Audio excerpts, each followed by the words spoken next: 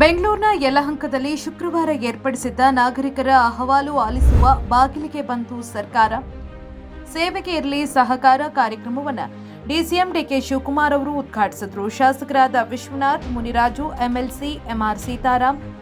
ರಾಜ್ಯ ಯೋಜನಾ ಆಯೋಗದ ಉಪಾಧ್ಯಕ್ಷ ಪ್ರೊಫೆಸರ್ ರಾಜೀವ್ ಗೌಡ, ಅಪರ ಮುಖ್ಯ ಕಾರ್ಯದರ್ಶಿ ರಾಕೇಶ್ ಸಿಂಗ್, ಬಿಬಿಎಂಪಿ ಮುಖ್ಯ ಕಮಿಷನರ್ ತುಷಾರ್ ಗಿರಿನಾಥ್, ವಿಶೇಷ commissioner Maunish Moudgil, BMRD commissioner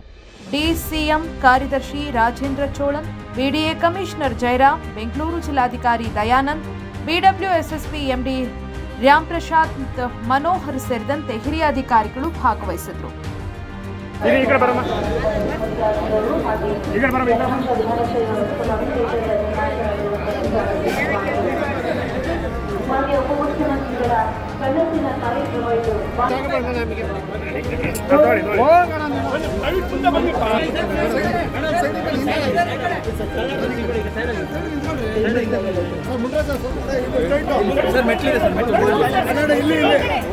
ಸ್ವಚ್ಛವಾಗಿರಿಸುವಂತಹ, ಹಸಿರುಮಯವಾಗಿರಿಸುವಂತಹ,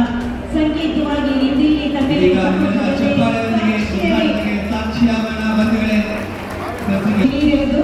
ಮತ್ತೆ